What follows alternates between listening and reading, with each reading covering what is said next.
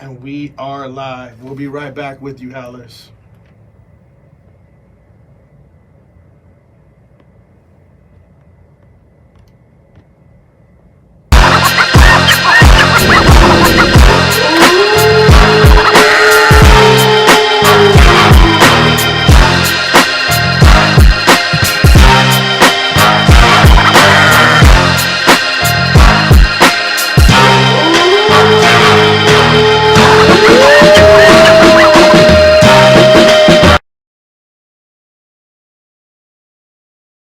Howls of a Bass. I'm Ronnie Adams. And I'm Jacob Casas.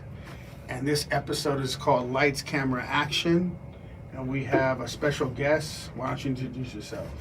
Hi, I'm Andrea Gavin. Aldavidia, is that how you say it? Yeah, it was Gavidia, but most people can't say that, so Gavidia. So where are you from? I'm actually from LA. I know LA. we weren't expecting that. But I'm from LA, and my mom is black. My dad is from El Salvador. Oh, okay. Mm-hmm. So tell us a little bit about yourself. So I am from LA. I'm in the industry of acting. I've been pursuing that technically since I was a kid, but I didn't do it full on then. I went back and started that career again at 18. And since then, I've been just doing it on and off. Okay. So, about 18. So, I'm 35 right now. okay. I wasn't sure right now, so I was waiting for that one. I'm 35. So we're not supposed to be telling people our ages in the industry, okay? Because I need to be keep getting cast You as a look younger. 15-year-old. I was thinking like you were in your 20s for sure. Well, good, You know what I mean? You know. You get 20-year-olds for sure, casting roles. I mean, I still get Don't worry. booked for like 15-year-old roles, so, you know. I mean, Really? Yeah, That's good. that's like the youngest I've been casted is 15. Okay, okay. Yeah. Mm-hmm. So, why don't you let you start it out, Ronnie? Tell us about growing up. We want to know about your livelihood, like, your dreams and aspirations growing up. Like, how was it? Did you always dream to be an actor when you were a kid? I think it was just embedded in me because of the fact that I grew up in LA. And I grew up on like 7th and Normandy, and that area was like popular for like filming. Like they would always film in our building. I lived in the Lingenham, which it was like 8 floors plus a penthouse. So they would throw like a lot of parties. So I would always sneak to the parties where all the celebrities were and just like go get autographs. And my mom even. How old were you? At that time, I was like 5, 6. Yeah, when I moved into Lingenham, because we lived across the street, the Barclay, and then we moved across to the Lingenham, and at that age, I think I was like 6. Actually, I was like 6, 7, and I think I moved from there when I was like 8 or 9. Got you. So when you were a kid, that's when the dream was to be on the big screen. Yeah, I think more so too. My grandparent, my grandma, and my mom, they watch soap operas, and as much as I hated it as a kid, I think once I grew up, I was like, I really want to just do that. Like, but I didn't know at the time that was like the same thing. But my mom actually put me in acting classes, and I went on a lot of auditions. Like, I even, like, you know how like back in the day they had like the Taco Bell, like the Chihuahua? Yeah. So I was a part of the crew where the kids were actually going to be the focal point. Mm-hmm. But then that kind of fell through, and then they just used the dog instead. Yeah. So I used to come home with scripts like when I think back of it, I'm like, God, those scripts are racist. Like, because they were saying something like, oh, are you gonna cross the border? Like, it's like, whoa. But as a kid, you don't know what you're reading. But as I reflect, I'm like, wow, that was kind of crazy. It'd be all weird nowadays, huh? Yeah, like especially with cancel Everybody's culture. so sensitive now. It's like, come on, relax. Yeah, cancel culture. It would not fly. But yeah, so I was a part of that crew, and then I also even was supposed to audition for the role of like Selena, the little girl. Oh, really? Yeah, like I looked just like that little girl at that age, the one that played that. But I had. It's funny because I had more of a Spanish accent than she did. Like, I spoke heavy Spanish. And that's because your dad being El Salvador. Well, not really. Salvadorian. Yeah, I would say yes, but no. Because my dad actually got deported when I was like 2 or 3. So I pretty much taught myself how to speak Spanish at 5. Wow. So like I lived in on 7th and Normandy, so it was like in Miss Hood. So it was I'm like, am I allowed to say this? No, go ahead. Yeah, whatever you want. Yeah. I lived in the barrio. So I lived in pure like a Spanish neighborhood. Chola. Yeah. A little bit. Chola at heart, you know. I got to experience that side of LA. So I grew up in the MSSA hood, and Damn. yeah. Southsider. Ooh. And hey, my favorite number is 13. Oh, don't judge me. But my birthday's actually on the 13th, so that makes sense. But yeah, so I grew up in that hood, and all my friends were Latino. Like, a lot of black people didn't live in that neighborhood. I probably had like one black friend at that time. But my family was black, but I spoke fluent Spanish, and I pretty much spoke 90% Spanish because I was like always outside. So you had to go through a little bit of part of your life without your father. How was this? All my life. All your life. But at the same time, like I was raised more by my brother, so I actually moved from LA at 11, and I ended up living with my brother. So I was. How many siblings do you have? You don't know? I had one brother and 2 sisters, but it's just me and my sister now, because both of those my other siblings passed already. Oh, wow. But I grew up with them. But I was a baby. My mom had me when she was like 42. So yeah, ladies out there, you don't have to wait. No, I'm just kidding. No, I'm just kidding. But there is a risk though when you have kids older. But yeah, my mom had me when she was like 42. My dad was about the same age according to my birth certificate, and my siblings, my brother was 21 years older than me. My sister was 14, and then my sister that's still alive, she's 7 years older than me. Wow. So I was a baby. I grew up pretty much like when I was with my mom, not the only child, but like the only one in that age group. So. But how's their support? Are they supporting you in your career? Yeah, like they all helped raise me at some point, you know. My brother and sister were definitely like the elders. They were more supportive because that was like more of like they saw that for me, that vision. My sister that is still alive now, April, she has always been supportive, but she's just like, you should just get like a regular job because that's not they like. All say that, yeah, you know, but I get like how she doesn't. Well, now she understands, right? But I get how then she didn't understand because for her it was just like go to college, get a good job, and that was my grandma. She was like, just get a good job, like, you know. That's it. But you have bigger plans. Yeah, I feel like that's the sacrifice, right? The sacrifice is like, yeah, I can go out and get this career, which I did go to Cal State LA. I didn't finish, but congratulations on the steps. I did get accepted to Cal State LA, and I did cheer there, and I did make amazing friends. Well, you were a cheerleader too. Yeah, I did cheer there, and I didn't stay for long. I was there for like a year, and but I just knew something else was more in store for me, and at the time I just didn't understand like how to navigate through school at that age because I felt like I was in a deficit of like needing money. I didn't want to keep taking the bus. That was like the LA culture, like taking the bus. Like my mom never still is. Yeah, and you know it's so funny because I don't live in LA currently right now, but I do want to move back, and I want to move back for that reason to be able to like commute. Yeah.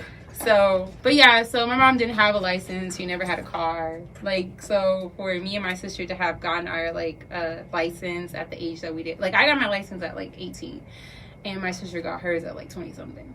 And my brother didn't get his till like 30 something. And then I can't even imagine that. Because yeah, I was 16 years old. I couldn't even imagine that. Right, and my elder sister, she never got her license. So it's just like that was just like the normal thing in LA. But for me, I was always like independent, and I always wanted more. So are you part of the Actors Guild? I am SAG eligible, so I am not completely with SAG. I mean, I could pay the $3,000 whatever dollars it is right now. But I haven't. I just feel like I get the best of both worlds because once I become SAG, I can't do any projects that are non-union. So right now I get the benefits of getting paid on both ends. So what kind of acting have you done? Has it been like Broadway type stuff, acting like in shows, commercials? Like what kind of acting have you done? So I have done a variation of like being on sitcoms. I've been in movies. I've been on TV shows. Well, I said sitcom. TV shows, sitcoms, movies. I've done student films.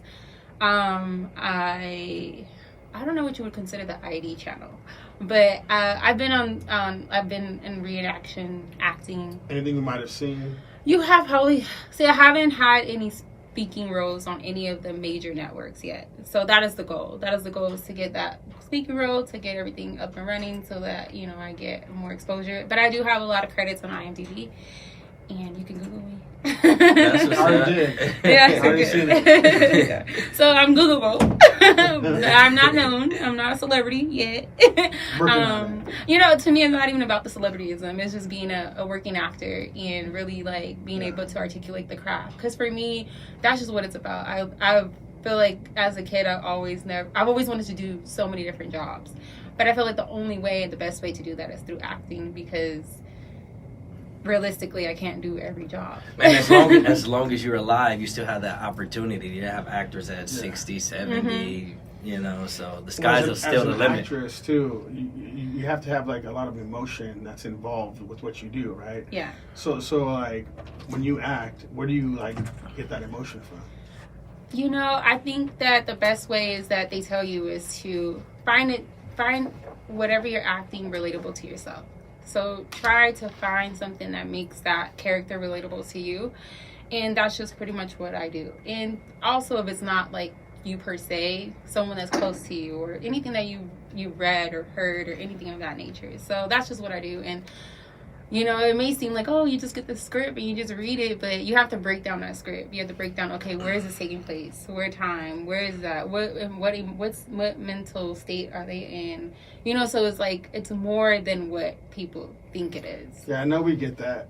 Because we ain't used to even this. No. You know what I mean? Like, we just thought we were going to be BSing on camera, but it ain't that. Yeah. You know what I mean? It's a lot of study and yes. Yeah, you have to break it down. You know, you have to be intentional. Because at first time, you know, when you're doing something, you're kind of just winging it. Like, and when I started off, I was winging it. You know, I wasn't a great actress. You know, and I'm not gonna say I'm the greatest right now. I'm developing greater skill as I go. Have you done like plays or anything like that? Like, what kind of stuff? I haven't done any plays yet, but I definitely have done a lot of background and a lot of feature, principal roles and stuff like that. Okay, so as a Howler bass type thing, did you understand kind of the concept of that a little bit? So a bad bitch. No, I'm just kidding. like a bad a respectable, like, really? a respectable bad bitch with class. Yeah, so like we're trying to like kind of understand like, okay, 'cause I feel like a lot of creative people are already Howlers in their own sense, because you gotta stand outside the crowd as a creative person, right? Mm-hmm. So what would you feel, leader, Howler, like creative person, like we'll go with that on you. What would you feel like a Howler would be as a creative person, like as you, like what would you think that the traits you would need in order to stand outside the crowd and move forward as an actress or actor? I definitely believe discipline is key, and as well as being intentional about what you want to do and taking in consideration of like doing the work, like going out of your way to figure out how you can perfect it. Investing, like I feel like investing is the major component, is like investing in the class, investing in this. I've helped a lot of people pursue acting in the sense of giving them the resources, but I've noticed that like a lot of people don't want to invest in the career, and I think that is so important because they compare and contrast other people that have gained success in the most like lucky way, but you have to remember that those people are not you. Right. And you shouldn't want your success to be off luck. You should want your success to be off intention. Because just because you get this successful career doesn't mean it's sustainable if you're not practicing or preaching the art. So for me, that's what I believe that would consider what you're asking. So as an actress, where are you most disciplined at? Like, where do you see yourself most disciplined as an actress? As an actress, I believe I'm most disciplined in taking constructive criticism. I believe that a lot of people are so sensitive in these times and are not able to take that in. So I feel like I'm willing and I'm ready for you to tell me, okay, this is what you need to do better. And then also being intentional. Like, why do I want to do this? Do I want to do this for the fame or the money? And if those are the two things, then you're doing it for the wrong reason, because let me tell you, ain't no money in it unless you're unless obviously like there's change in it when you're getting like, you know, residuals and you're on commercials and stuff like that, but the money that everybody wants is like celebrity salads. Right. You know, so if you're doing it for the money, you're doing it for the fame, then it's not the right reason. That's where I feel the biggest growth in our lives as people is learning to take criticism, because that's how you grow the most. Mm-hmm. You know, seeing what I can do better, seeing where, you know, I can grow. You know, someone's telling me, like, and not sugarcoating it. That's how you grow the most. And life is able to take criticism. You know, you're not only growing in your business field, but you're growing in relationship. You're growing in every aspect when you're able to learn how to take criticism. So that was huge for me. Yeah. Well, I wanted to ask you too, like, why? I mean, we might as well get into this. I mean, this part, because I'm listening to what you're saying. So, you said a lot of people can't take criticism nowadays. You're right. Why do you think that? Ego. Yes. I believe it's ego. I think that a lot of people have been around other people that have gassed them up in a way that they didn't deserve, and they're internalizing that attention, and they're having like imposter syndrome.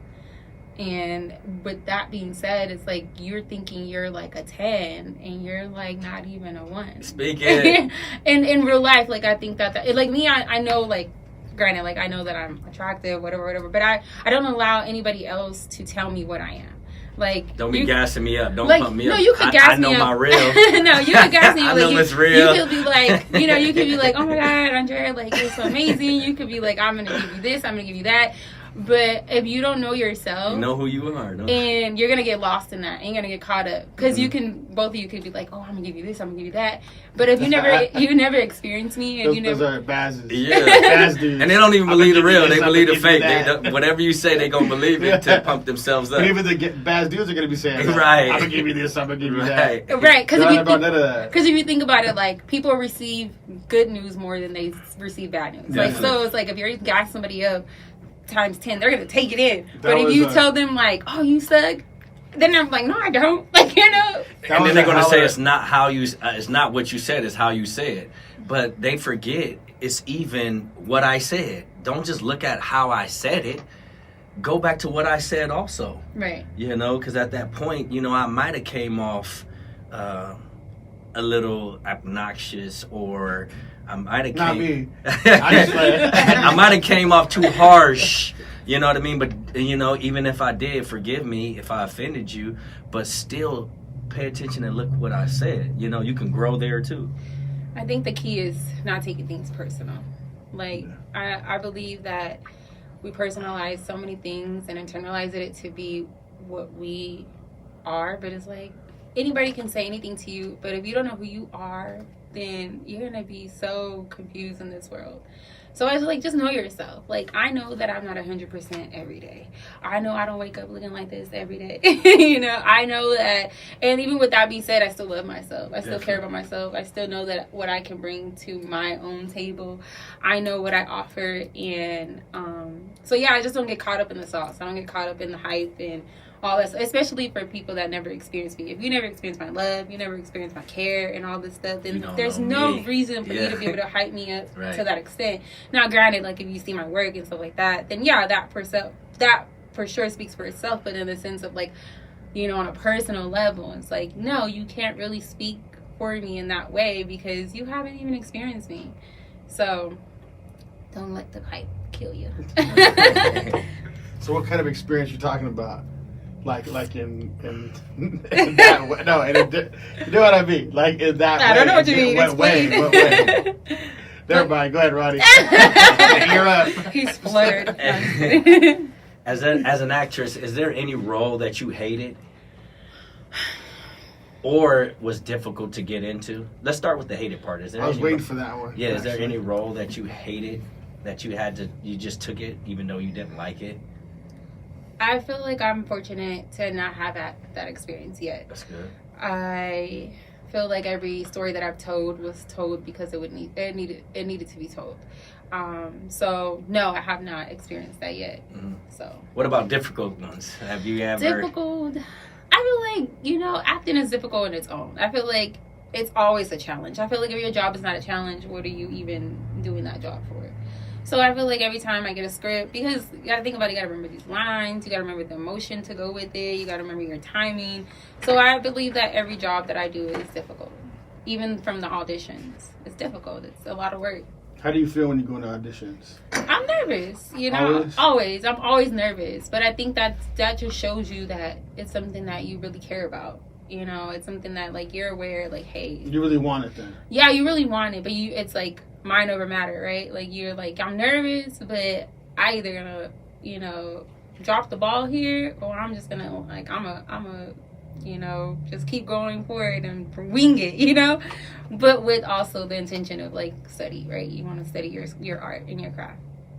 Now, going into these auditions to be an actress or an actor, what is that like? Like, do they tell you what you're, you know, basically what you about to perform, or how does that work? Yeah, you when you have it, if you have an agent, your agent will run down like, hey, I found this gig for you for this production. This is what they're looking for.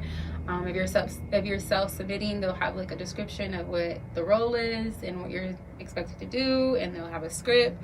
So it's not like you're blindsided unless. So you have to have an agent. You don't have to have an agent, but it's definitely better. I had an agent.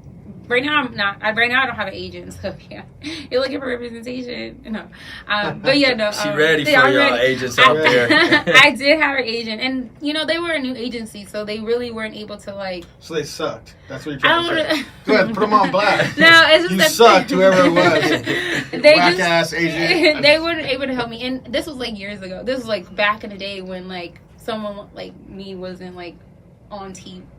When I say someone like me, like nowadays, like you see a lot of diversity. Yeah. But back when I started at 18, it was not that diverse. Yeah, it was not that many roles for women like me, because they didn't even know what I was. Like, you know, they're like, "Are you black? Are you Mexican? What are you working with here? Yeah, who are you? You know?" Yeah, real quick, I want to do a shout out to Diamond Studios. I appreciate you guys, man, killing it for us, Diamond Studios. And just you know, we're on YouTube and Facebook, so come check us out. houseoferbaz.com. Good looking out. So keep going on yours. Yeah, so is it hard to find an agent? You know, I know it's a lot of inspiring actors and actresses out there. So how difficult it is to find a good agent? You know, I would say if you're in... So typically this is how it works. When you're good, you pretty much get an agent finds you, right? So like that's how it happened. I originally got my agent, is they just found me. But you have to be, nowadays I feel like, because it's so saturated with social media, you have to go out and, you know, vet for one. Right. I have an agency book, and I just kind of go through it sometimes and like submit my, you know, my portfolio and stuff like that. And it's hard if you're not following the instructions, because in that industry it's like you have to do it like exactly how they say, and if you don't do it exactly how they say, they're just gonna discard your headshot. Do you have any friends that are actors and actresses? Yeah, friends. All of a sudden, you got friends. I know a lot of. I want to say friends. Not like I'm asking because he's a take it man. I just in this day and age, I don't mean nothing. Taken. All of a sudden, he's blushing. He don't know he don't know me like that. No, I'm just kidding. First of all.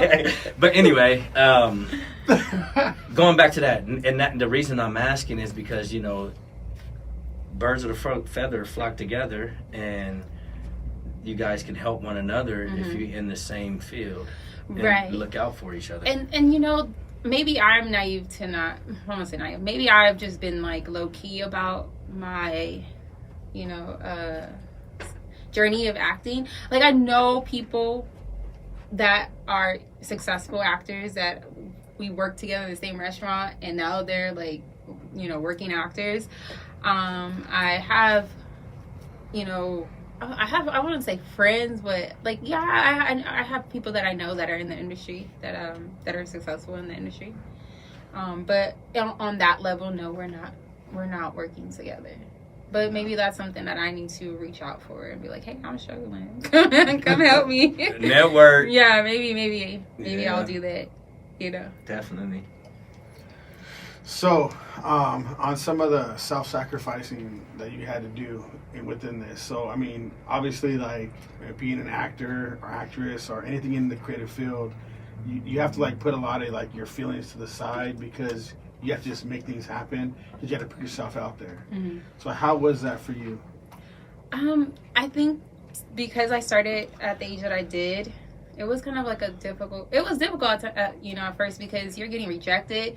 It's like, in the hood, I'm hot. I'm everybody, but in Hollywood, it's like, girl, like, we need more. So I just think that humbles you in a way where you're like, okay, I just have to work harder for myself, to stand out, basically. So the rejection sucked, especially too, like I've been called to auditions for not really the audition.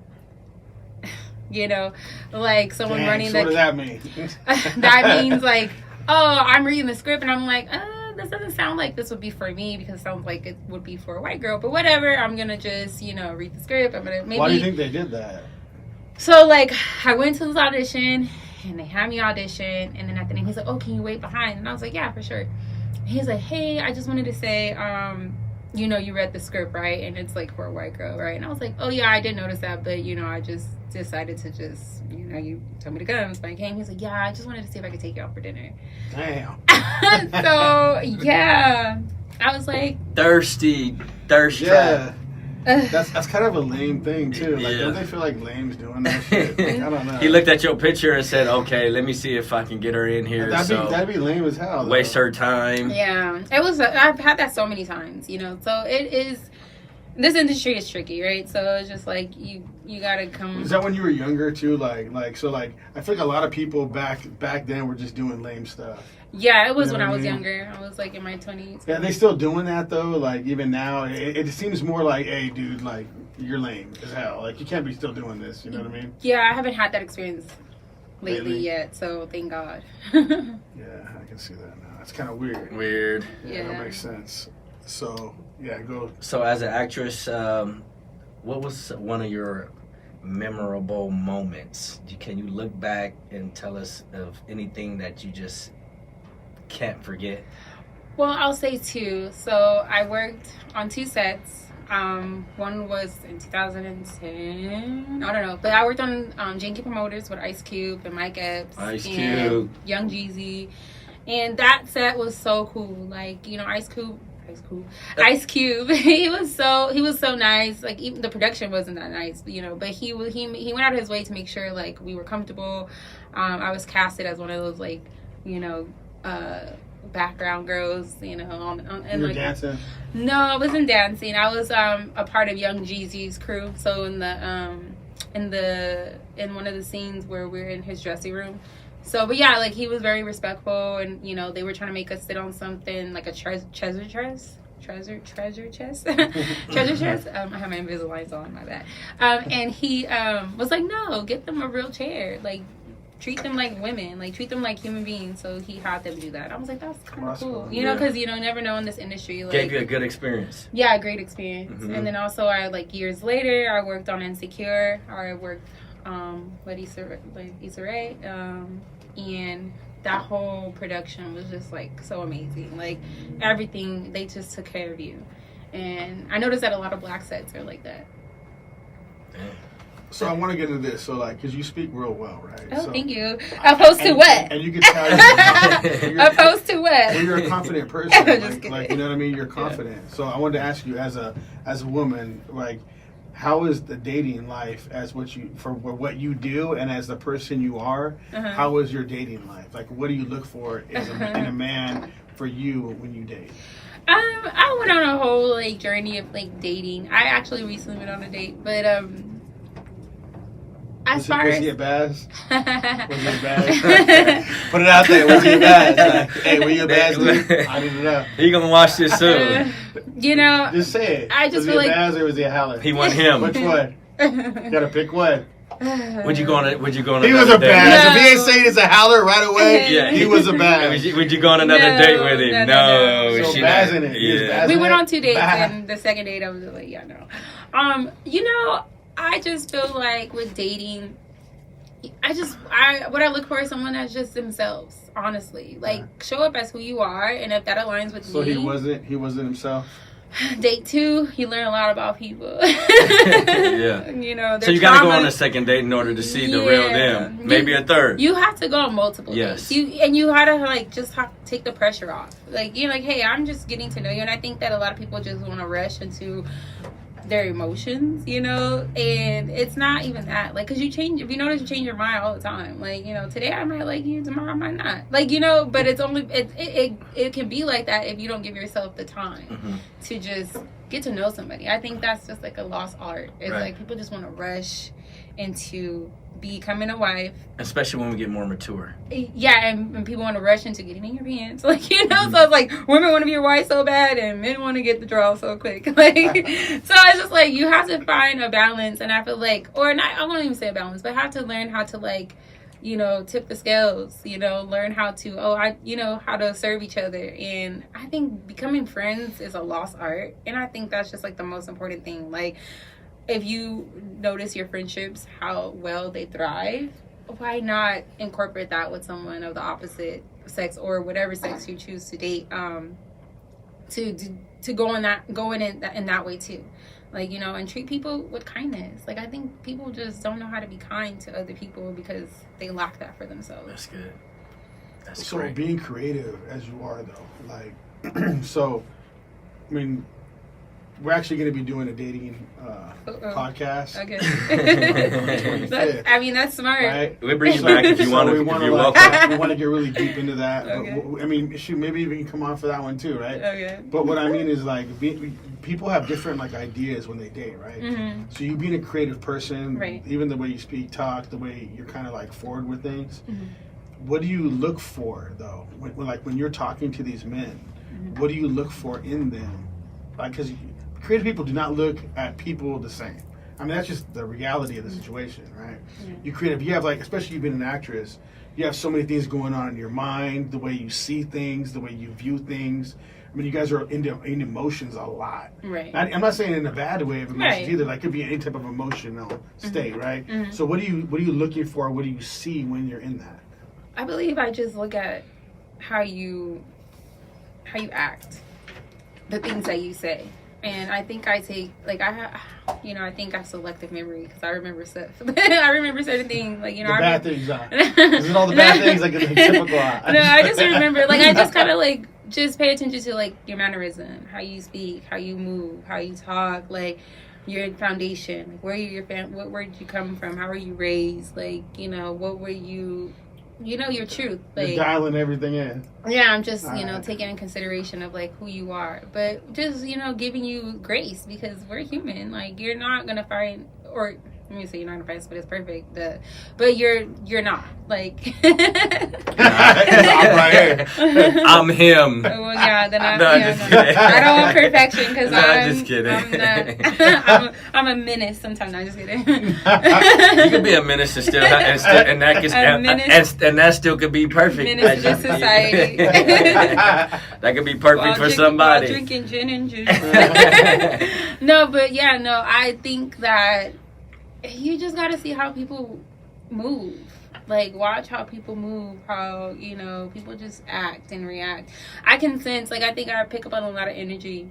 And this might sound like hocus pocus, but it's true. Like, I just pick up on your energy. If I feel like you're overstimulated because I come in the room and, and then I feel like you can't control yourself, then I'm like, oh, okay. I'm like, that's kind of scary. Like, why do you have this much energy? Like, for me, like. That does happen often. Damn. I'm like, calm down. Really? I'm human. I'm just. Are they parking too? Like, damn. Man, I need to do a skit where it's just like, no, just kidding. But no, like, I just feel like that's, and then two people, like, you just have to see how people act because they'll try to love bomb you, and if you don't know yourself, you're just gonna eat it all up. Right, definitely. Yeah. They tell you they love you in like day 2 and 3. Man. It's like, that's an inside joke between me and him. I got a question for you. Sure. As an actress, what are the things that you wish were different in your industry? I believe that I wish that it wasn't so segregated, like in the sense of like culture-wise, like, you know, wise. Jesus. I wish that it wasn't separated or segregated as much as it is. I believe that it sucks for like a show that has a cast of like mainly black people, that it to be casted, oh, that's a black show, or a movie that's, you know, like Tyler Perry, like it gets that backlash, like, oh, it's a black production, so it's not gonna strive and, you know, excel as opposed to, you know, I get it. the other. So I was dating somebody for a little bit, right? And, Uh-huh. and her family was in the movie industry, Mm-hmm. and she was saying that that on the black cast, they almost cast the same people all the time. It's like a normal thing in that industry, and it's hard for them to get anybody new. If they want it, they can fight for it, and at the end of the day, they still can't get them. Yeah. That's how crazy it is in that industry. Yeah, I think they look at it as a risk because they're like, it's familiar to them, you know. And then they have with black artists or black talents, they don't necessarily have, when they're first starting, they don't have the same support as their other counterparties, like, so they don't have people like really pushing for them as you know, the black people, the black talents. Yeah. But I mean, you don't see no Mexicans in movies hardly anyways. It's probably like the same ones. So, you know what I mean? But like, yeah, I'm saying like, I get it. They I always understand. pick the same people. Mm-hmm. And I didn't really realize it until she was telling me all this. I'm like, what? I didn't even realize that. Mm-hmm. Yeah, because you'll see like in certain movies, especially a black movie, you'll see like the same husband and wife play that role over and over again. You're like, wait, we're getting fed the same story over and over again. But it's because of that, you know, the culture of it. They don't really like to take too many risks with. Because I mean, you know, certain people own the industry. That's why. So they only want certain people in the industry. Well, we all get that. That's just the way the world works. But sometimes you got to break out of that. Yeah, and I think that's where, you know, showing up, being consistent. Because I look at it like this: if you're consistent and you keep going and you keep doing what you need to do, no one can block you from doing what you're supposed to be doing. Like, no one. Like, you're gonna come in there and tear that door down. Like, they're gonna make a way for you. Yeah, we believe that 100%. Yeah. Because we don't care. No. When nobody says so. Yeah. So, but if you cry about it, like, oh, they're not gonna make. They don't make, you know, opportunities for people like me. Yeah, they don't. So create it. Like, put yourself out there. Keep going. You know, make your own movies. Do something. Be, you know, that. And honestly, like, if you think about it, like, a lot of the successful black people now are successful because they created their own wave. So they started their own production. They started their own YouTube. They started their own, you know, Instagram, and they went viral. And they kind of forced those people to put them in the spotlight. Yeah. And now look at them thriving. Yeah. So that's I'll force the way in. Right. Are you doing the best you can to force your way in? Right now, I wouldn't say I am. I feel like I'm juggling so much with going to school. I have daughters, and as well as acting. So I believe that I'm. You said daughters? I have 2 daughters. Nice. Yes, I have 2 girls. Yeah. So I feel like the rest of this year, this is my like go hard or go home year, and from there keep striving. You're juggling everything right now. Yeah. That's life. Mm-hmm. You know, that's how it should be. You know, entrepreneurship is more than just I'm just doing one thing. Mm-hmm. That's why it's called entrepreneurship. Right. You know, I have to provide in many different ways to succeed in this life. Right. So yeah, you're doing your thing. Yeah, no, I'm trying. So I'm gonna ask a personal question. And now we're going on a break. Yeah. Yeah, we're gonna talk about finances. So tell us about. The money. Yeah, tell us about what's the biggest. How much? What's the most money you've ever made on a job, on a gig, when it comes to acting? It varies. I believe I got paid the most when I worked on Janky Promoters. I didn't really work that many. Like, I probably worked back in that day, like, and at 8, how old was I? Maybe like 18-ish or a little bit older than that. I think I worked like 2 weeks on that production, but not a full 2 weeks. Like, here, like, you know, maybe like 1-2 days this week and then another 2 days that week. And I think my total checks were like over $3,200. Nice. Yeah. For 1 or 2 days, I need that type of money. It was money. like 4 days. So, well, for 4 days, I'm willing to make $3,200 in 4 days. And yeah, so it was good. I got paid really well, and I believe, like, you know, it's still like that. Well, I won't say still like that, but there's still a lot of opportunity in that sense. Like, especially if we book a commercial, there's residuals. So that's the goal. Everyone wants to be in a commercial so they can get that residual or be on a. So have you done show. any commercials? I've done commercials, but not as the main character to get residuals yet. So that is the goal, you know. Any gigs people can go look at you on YouTube to see like some of your skills? I've done student films, Okay. so I think there's something on YouTube with student films. But if people just look me up, they'll see like all my what's on credits. there. And you know, it's funny because like there's things that I've done and I wouldn't even think anybody would recognize me, but I get so many DMs and like, oh my god, I saw, you know, this, I saw you in this, I saw you in that, or is this your picture? Someone took it, you know. So it's a hit and miss. I've done so much that there's things I've done I don't even know. So I'm pretty sure like once I make it in the sense of like being known, there's gonna be so many things out there, and I'm like, oh well what was that at when I Right. needed to add it to my reel? Like, Definitely. you know. So being a strong woman, right? Because you can obviously I'm tell you're a soft. strong woman. Nah, you're I'm soft. strong. You can tell. Straight I'm up. fragile. So I wanted to ask you, God fearing, Um, right? So God fearing is literally on top of our list of howlers, right? Mm-hmm. So for you, Mm-hmm. being a strong woman, you have to have some type of foundation. Right. So are you a God-fearing woman? Where's God in your life? Is he in your Yeah, life? of course. I believe in God. I believe that, you know, I believe there's a higher power. I believe, you know, I go to that space every day. Like, I am not afraid of my emotions. Like, I probably cried before I came here. like I'm always tapped into that, because then it's more so like, hey, this is where I'm at right now. This is where I feel. Guide me and tell me what I need to be doing, because I can only do what I think I'm supposed to be doing. But I feel like the more I pray, the more I, you know, journal or be intentional about my faith, it still directs me into this career. And no matter where I end up, like whether it's directing, because I want to direct too, or just playing, you know, just acting, I'm always going to be in this industry, no matter what. So you do believe this is your purpose? Oh yeah, I definitely do. I think this is my purpose, to reach people so that I can. How do you want to reach them? I want to reach them in the way to like have them check in. Well, I'm saying, if you had your way, right? If Mm-hmm. you had complete control of how you wanted to reach somebody, Mm-hmm. how would you want to reach them? I would just be like, I think reaching people would, in the sense, like, what do you mean? Like in a is it a spiritual way? Is it a way of value? Is it like what kind of way? If you had your way to say, hey, this is my production, mm-hmm. this is what I'm doing, I'm gonna act in this. How would you want to reach somebody? I think I would just start off with like, how are you? Like, honestly, like, what do you need in order for you to succeed in life? Like, what is it that you're missing, and how can I service you to get to that place? So that would be my way of helping people. So you're a woman of service. Yeah, definitely. I would be like, what is it what's going on? Like, I feel like a lot of us mask a lot of things, and a lot of us have trauma and struggle with so many different like emotions that we don't even know how to like deal with it. But I feel like a lot of people that are not like, you know, a lot of people who are not like aware of it are the ones that are struggling the most.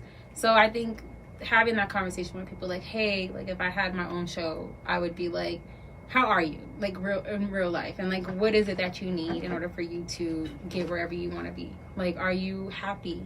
I think that's just, and it probably sounds so like cliche. No, because your goal is to be a director, so you have that opportunity as a director to be one-on-one with a lot of people. Yeah. You know, and get into.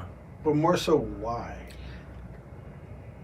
Because I feel like it's a service. It's kindness. It's like we have all this opportunity and everybody doesn't have the same reality. And if I can bridge that gap to plant some sort of happiness in someone's life to where they can take on the throne to like create it for themselves as well, then that's what life is all about. It's like helping thy neighbor, you know, if we want to be technical. I think like we should just be so considerate of each other and help one another strive to be the best that we can be.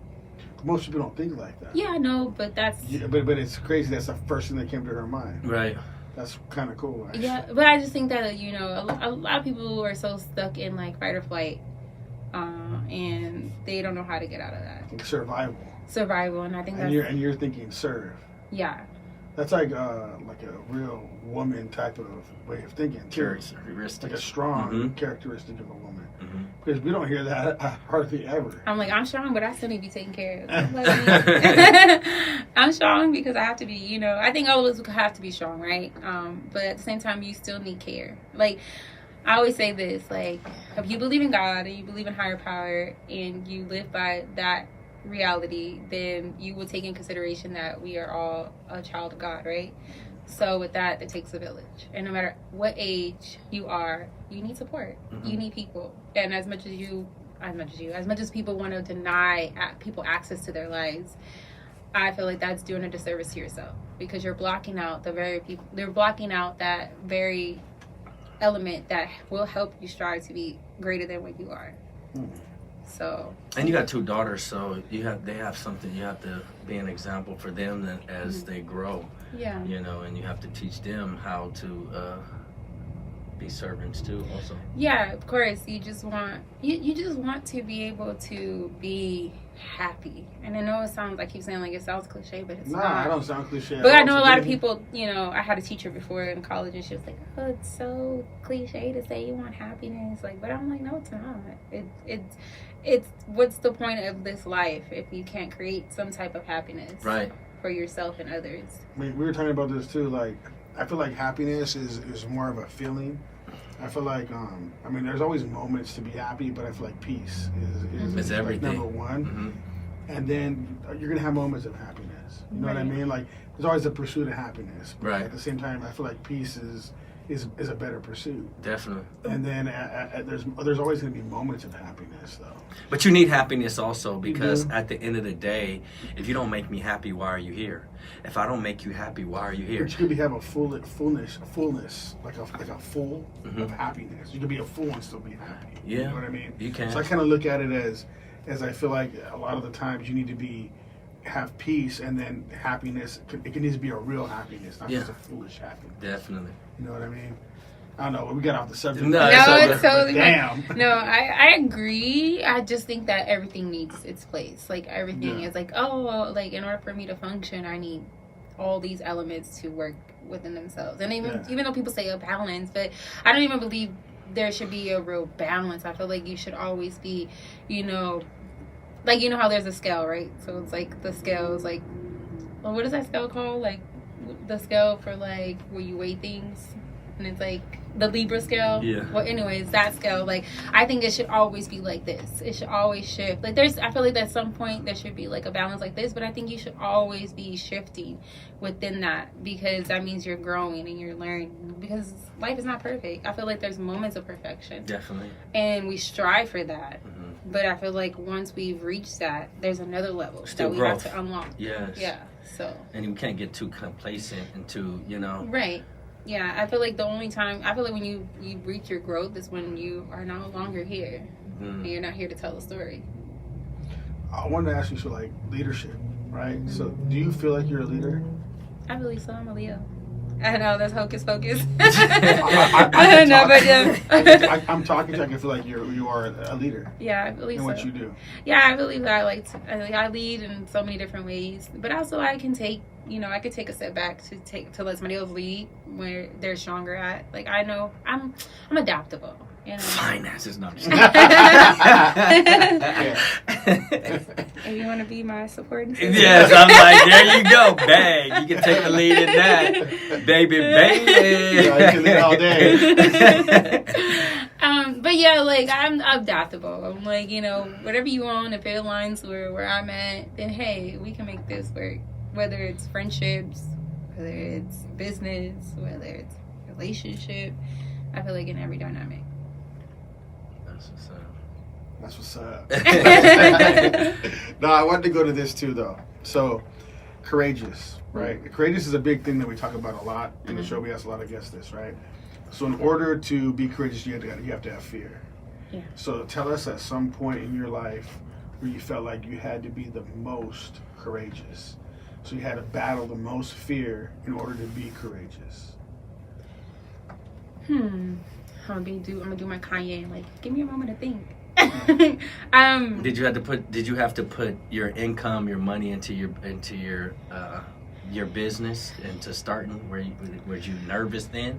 Yeah, I feel like this career path is full of career. It's crazy. Like, if you think about it, like, to pursue a career like this on a whim, and thank you. And then you put yourself out there, like literally yourself. Right. You're like it's not like you're just like, hey, here's my business. So it's you. You're the business. Yeah, I think You know what I mean? every time I'm putting myself out there, that's me being courageous. Like, it's a fear, but it's a fear. You have the feeling of fear, but that doesn't overtake the real journey. It doesn't overtake where I want to go in this career path. So I feel like I'm always courageous. Like, this journey in itself, like, it's always gonna be that, because you're putting yourself out there and you're being showcased, and people are gonna criticize you no matter what. There's gonna be people that love what you do. There's people that gonna hate what you do. But at the end of the day, you have to sit with yourself and decide whether or not what you're putting out there is worthy of yourself. I want to cuss right now. I want to say F them, basically. Like, who cares? Like, we don't care. We know that, though. Right. Because, I mean, a lot of the times is a lot of, like, the people that support you are strangers. Mm-hmm. They're the biggest supporters. Definitely. We Right. talk about Friends this all the don't time. ever say nothing until it's too late, Mm-hmm. until we don't need them anymore. Yeah. Like, I needed your support earlier. What happened to that? You know, I don't. I mean, I look at it like, I don't lean too much on people that are as close to you as your support system, because they can't see the vision the way you can. And Oh, yeah, sometimes for it's sure. going to take them a while to get on board. And whatever reason, that's their reason. And I can,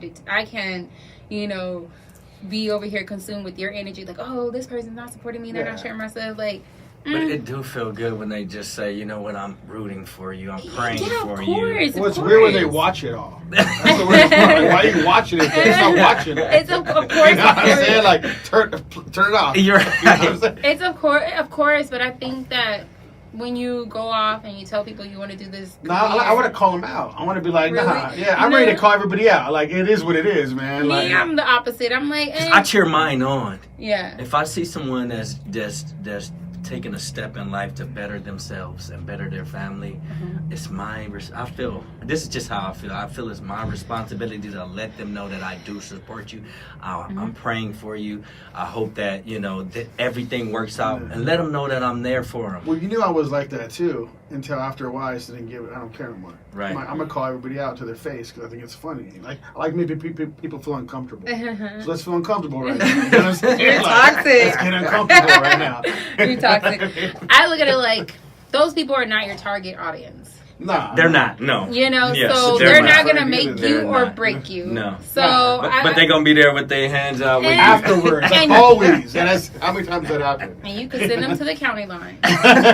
Like, nope, this is not the government. No. You will not get your EBT over here. That's right. Even though if y'all want to give me some EBT, no, just kidding. We pay for those. No, just kidding. But yeah, like I feel like you killed them with kindness. Like Beyonce said, the best revenge is your paper. Like, if you let that fester in you, it's gonna just keep you off track. I just be like, hey, one day you gonna come around, and at the end of the day, like, you wasn't here when was supposed to be here. You're not gonna be here when you not supposed to be here. That's just the way I look at it. So I don't. Them steak and eggs and that shrimp gonna look real good on the Instagram. I'm just kidding. I'm not. He said, I want revenge and I want it now. Me, I'm like, Really, he doesn't really care. Like, he does. But if we're in front of each other, I'd rather just call him out. It's just funny to me. Like, just hear what they gotta I used say. to be crazy like that. I used to be toxic. Like, I used to Yeah, be but like, it's gotta be toxic though. because it's just like addressing something you already know, right? And they know, but y'all both playing dumb to it. But now you're addressing it like, so you didn't like my post? Oh no, I don't go like that. Nah, that's lame. I won't do that. I won't go that far. I'll just be clowning them. You know what I mean? Yeah, I feel you. I mean, you don't like my stuff. It's okay. I know you be fantasizing about me. Damn. That's how you really feel now. I was like, I know you really do like me a lot. You just can't show it because you're not secure with yourself. I get it. I like that. So we'll go to the next one. The creative spark. We gotta hit that. Talk about it. So like all the creative people we bring in, all of them, right? We always ask them where their creative spark comes from, and what do they believe is their biggest creative spark that's part of them. I would say my creative spark is my personality. Like, I just think that I am a people's person and I love people, and I think that the best way to get in the minds or the hearts of people is to be presentable in that way. To, I feel like with acting, you can tell so many different stories and people be relatable. Like, and I think that there's so many untold stories that need to be told and need to be put to light. That's where my creative spark comes into play. It's like, I want to tell this story. I want you to feel me. Like, and I want to feel you too. I want to understand what you're going through and your struggles and your trauma. And I want to showcase that. That's what's up. That's good. Yes, that's great. That's definitely great. I don't know how much longer we got, but 3 minutes. 3 minutes. Let's That went fast. Yeah, it went fast. Okay. That's what she said. Never so for bad. me. I'm never gonna come back. I don't get down like Yeah, that. you're coming back for the dating episode for sure now. They gonna That say that was fast. He laughing. So, okay, well, we might as well just cut this one. So let's see, like, love. We got 3 minutes. Let's do love. So, like, how do you feel about love? Do you think love exists? Do you think love's real? Oh, I think that's a lot of what we lack. Love is love, and I think that people try to minimize it, and love is definitely real. This is love, like this is love right here. Like, it exists whether you believe it or not. And you waking up every day to, like, take care of yourself. That's love. But I think that people need to be more intentional with the love. They need to really, like, do the things that they really love and not do things that sound good for other people. If you want to do a career like this, do that career, but it doesn't make you less than because you're not working at a firm or wherever that may look that looks like good on paper.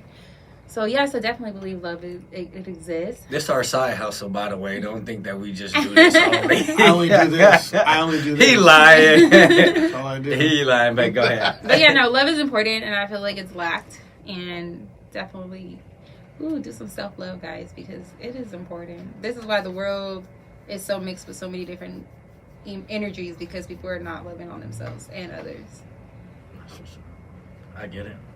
Yeah, I like that one. The ultimate question. So, like, wipe everything away. Okay. The money, the cars, the clothes, everything you are, right? Okay. Who is Andrea? Who are Andrea is. Tell us who you are. I am this spirit. I'm everything, honestly. I am love. I am light. There's dark to me. There's compassion. There's kindness. There's forgiveness. There is nurturing. I am so many different things that we would be here all day if I was to just tell you who I was. But yeah, stripped away, I'm me. I'm authentically me. Like, despite like how other people may view me or whatnot, I show up as myself, and I hold myself accountable to that. That's everything. Do you love who you are? I'm obsessed with myself. That's good. That's good, yeah. So do the House of a Baz. I'm Ronnie Adams. And I'm Jacob Costas. Thank you for coming on. Thank you for having me. And we're out. We're out. Shed the sheep. Shed the sheep. Bye, guys.